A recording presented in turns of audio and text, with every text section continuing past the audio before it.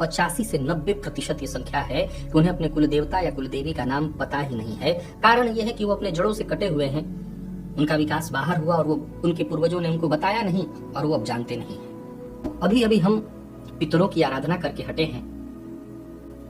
जी हाँ, अगर कुल देवता के कोप का अगर आप भाजन बन रहे हो तो ये भी कमोबेश पितृदोष के जैसा ही होता है।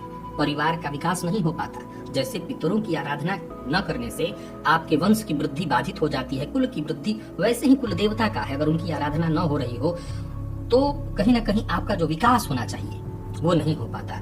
जन्म कुंडली में भी इसके कई सारे योग है। जन्म कुंडली में यदि सूर्य मकर या कुंभ राशि में हो और किसी भी भाव में हो कुंडली के, और लग्न पर पापक ग्रह की दृष्टि हो, तो ज्योतिष शास्त्र के मर्मज्ञ कहते हैं कुल देवता का दोष है। ऐसी स्थिति में कुल देवता या कुल देवी आपसे नाराज है।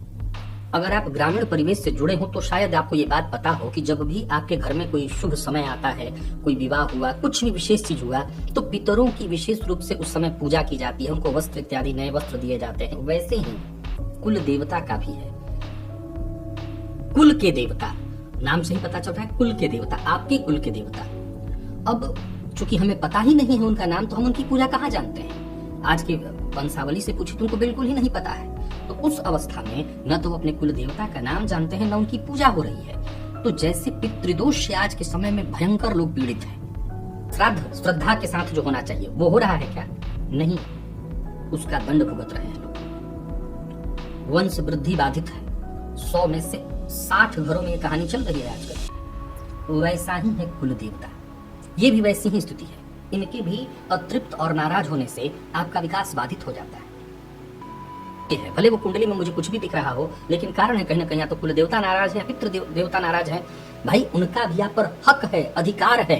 इस धरा पर जो आप आए हैं उनकी बदौलत आए हैं, उन्हीं का नाम आप लेकर के जी रहे हैं। हो सकता है आपने अपना नाम बदल दिया हो, आपने नाम के आगे अपना सरनेम चेंज कर दिया हो, पर भूलिए मत, आप शरीर से रक्त, मज्जा, मांस, खून इत्यादि को चेंज नहीं कर पाएंगे, बदल नहीं पाएंगे।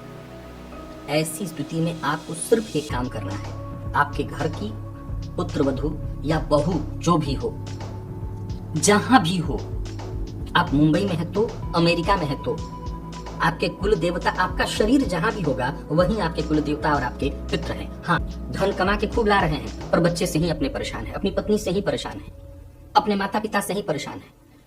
माता पिता से कहीं कोई परेशान होना चाहिए? बच्चे आज विकसित हो रहे हैं, बहुत अच्छा विकसित हो रहे हैं, परेशान होना चाहिए, लेकिन है क्योंकि उनका व्यवहार ही समझ में नहीं आ रहा है।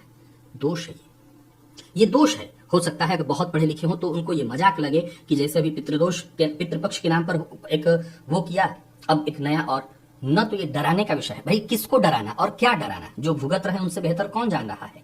ये डराने का और किसी भी तरह से समझाने का कोई विषय नहीं है। ये खुद से समझने का विषय है। ये खुद से समझने का विषय है। कुछ मत करिए, किसी को न कुछ देना है न किसी से कुछ लेना है। नियमित अब आपके घर में जो भी घर की स्त्री हो उनको कहिए कि एक घी का दिया कुल देवता और पितरों के नाम से, एक ही दिए से काम चल जाएगा। कोई जरूरी नहीं 14 दिया जलाना है। रोज सायंकाल नियम से, और वो अस्वस्थ या अशुद्धावस्था में हो तब तो घर का कोई एक बच्चा कर दे, वो खड़ी हो जाए, बता दे कैसे करना है दूर से ही। नहीं है तो कोई और हो तो आप कर लीजिए, पुरुष कर ले, कोई करे, पर नियम भंग ना हो। रोज पूजा पाठ के समय, जब भी आपके घर में खुशी का, त्योहार का कोई मौका होता है, आप एक सीधा सा बात समझ लीजिए। आपका बेटा बहुत अच्छे नंबरों से पास हो गया, आपके बेटे की नौकरी लग गई, आप खुश हैं?